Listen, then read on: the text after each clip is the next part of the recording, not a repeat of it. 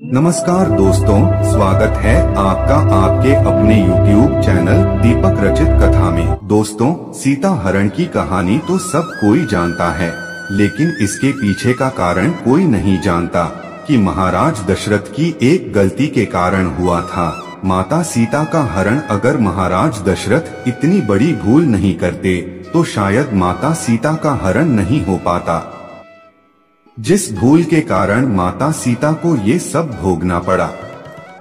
दोस्तों, महाराज दशरथ की वह कौन सी गलती थी जिसके कारण माता सीता को इतने सारे कष्ट झेलने पड़े? अगर आप भी जानना चाहते हैं तो वीडियो को अंत तक देखें।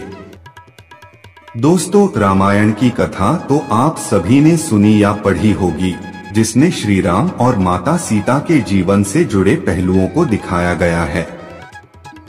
उन्हीं में से एक कहानी में बताया गया है कि महाराज दशरथ की एक छोटी सी गलती के कारण हुआ था माता सीता का हरण। रामचरितमानस जो तुलसीदास महाराज की है, उनकी हर एक चौपाई मंत्र का काम करती है कि ऐसी कौन सी गलती हुई थी महाराज दशरथ से कि रावण माता सीता को हरण करके ले गया। दोस्तों, जब भगवान श्री राम, लक्ष्मण, भरत, शत्रुघ्न चारों भाइयों का विवाह हो गया और बारात लौटकर वापस अपने नगर में आई, तो महाराज दशरथ ने अपनी पत्नी कौशल्या, एक बात आप लोग हमेशा गांठ बांध कर रखिए, क्योंकि आज तक आप सिर्फ चारों बेटों की माँ थी, लेकिन आज के बाद आप सब माँ होने के बावजूद चारों बहुओं की सास भी बन चुकी है कि सास और बहू का धर्म क्या होता है। जिस घर में बेटे की बहू आ जाए, उस घर में सास का ये धर्म बनता है, उसका ख्याल रखें। गोस्वामी तुलसीदास जी रामचरितमानस में कहते हैं, जब दूसरे की बेटी हमारे घर में बहू बनकर के आ रही है और सास का ये धर्म बनता है कि उसकी रक्षा ठीक उसी प्रकार करनी चाहिए जैसे आँखों की रक्षा पलक करती है। उसके बाद महाराज दशरथ ने बहुत प्रकार के उपदेश दिए। फिर एक दिन महाराज दशरथ के दिमाग में एक बात आई। महाराज ने विचार किया कि क्यों ना मैं अपनी चारों बहुओं की परीक्षा ले लूं कि मेरी कौन सी बहू कितनी चतुर है, और चारों को पास में बुलाकर एक बात कही कि देखो बेटी, तुम चारों मेरी पुत्री के समान हो। मेरी पुत्री ही हो तो मेरा एक आदेश है तुम्हारे लिए। अब चारों बहुएं खड़ी होकर पूछने लगी कि कहो पिताजी, क्या आदेश है? तब महाराज दशरथ ने कहा कि पुत्री, आज तुम रसोई बनाओगी और फिर देखते हैं कि कौन बहू कितनी चतुर है और कितनी जल्दी खाना लाती है। अब चारों बहुएं वहां से चली गई। सभी के दिमाग में ये बात आई और उन सभी ने भोजन बनाना शुरू कर दिया। 56 प्रकार के व्यंजन बनाकर तैयार किए गए। तो सबसे पहले भरत की पत्नी मांडवी खाना लेकर आई। उन्होंने बहुत अच्छे से थाली को सजा लिया और ले जाकर के सामने रख दी। दोस्तों, जिस चौकी पर महाराज दशरथ बैठे हुए थे, वहीं उन्होंने थाली ले जाकर रख दी और कहा, पिताजी भोजन करिए। लेकिन मांडवी एक चीज भूल गई थी कि खाना खाने वाले को खाना देने से पहले पानी भी दिया जाता है। महाराज दशरथ ने मांडवी के हाथ से भोजन की थाली ले ली और वहीं पर रख ली और बोले, बेटा आप जाओ, हम थोड़ी देर में भोजन कर लेंगे। फिर दोस्तों, तब तक लक्ष्मण की पत्नी उर्मिला चली आई। उन्होंने भी बहुत जल्दी जल्दी में भोजन बनाया था। उर्मिला ने भी एक थाली में भोजन सजाया और थाली सजाने के बाद उर्मिला भी भूल गई कि महाराज दशरथ को। अब महाराज दशरथ समझ गए कि लगता है ये बहू भी बिल्कुल ऐसी ही है। दोस्तों, ये बात सच है कि अगर किसी को भोजन दिया जाता है तो भोजन करने वाले को भोजन देने से पहले पानी जरूर देना चाहिए। लेकिन उर्मिला भी भूल गई। महाराज दशरथ ने उनके हाथों से भी थाली ले ली और बोले, बेटा आप भी जाओ। अब दोस्तों, तीसरे नंबर पर शत्रुघ्न आई और जल्दी जल्दी में भोजन उन्होंने भी बनाया। भोजन इतना सुंदर और स्वादिष्ट बनाया जिसका कोई जवाब नहीं था। लेकिन उनसे भी एक गलती हो गई। उनसे गलती ये हो गई कि श्रुतकीर्ति हाथ में भोजन की थाली लेकर के चली, लेकिन महाराज दशरथ को जल्दबाजी में जल देना ही भूल गई। अब महाराज दशरथ ने श्रुतकीर्ति के हाथ से भी भोजन की थाली ले ली और वहीं पर रख ली, और वहीं पर रखने के बाद कहा कि पुत्री आप भी जाइए।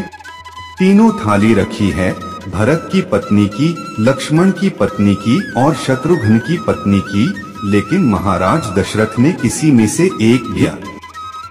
अब महाराज दशरथ को इंतजार था माता सीता का, और माता सीता ने एक थाली में भोजन लगाया, 56 प्रकार के व्यंजनों को एक थाली में लगाया और अपने हाथ में थाली उठाकर चलने के लिए तैयार ही हुई।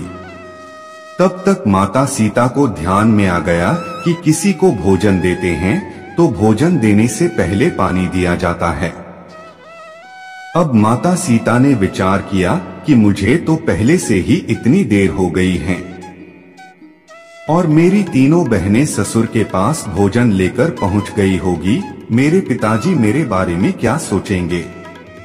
तब दोस्तों माता सीता ने कौन सा काम किया। सीता माता ने एक हाथ में भोजन की थाली और जल का लोटा लिया। महाराज दशरथ बीच चौके पर बैठे हुए देख रहे हैं और रसोई से जैसे ही माता सीता एक हाथ में भोजन की थाली लेकर दूसरे हाथ में जल का लोटा लेकर रसोई की चौखट से जैसे ही एक पैर अंदर और एक पैर बाहर रखती है, तो महाराज दशरथ की नजर उन पर पड़ गई कि सीता तो आ गई, लेकिन मुझे लगता है कि वह थोड़ी देर में जरूर आई है। तब दोस्तों क्या हुआ, सीता माता ने भी देख लिया कि पिताजी मुझे देख रहे हैं, पता नहीं क्या जवाब देंगे। ऐसे विचार सोचती हुई माता सीता चली आई। तब तक क्या हुआ दोस्तों, थोड़ा सा हवा का झोंका आया और हवा के साथ एक तिनका उड़ता हुआ आ रहा था। ऐसे में महाराज की निगाह सीता के ऊपर थी और सीता की निगाह उस तिनके के ऊपर को देखकर सोच रही है कि अब मैं क्या करूं। इतने में ही दोस्तों वो तिनका उड़कर खाने की थाली में गिर गया। अब माता सीता सोचने लगी कि अब मैं क्या करूं।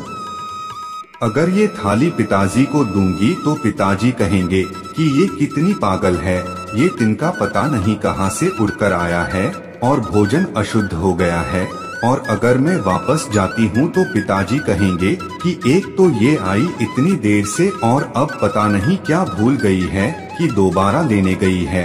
मेरे एक हाथ में तो थाली है और एक हाथ में जल का लोटा, अब इस तिनके को उठाऊं तो उठाऊं कैसे।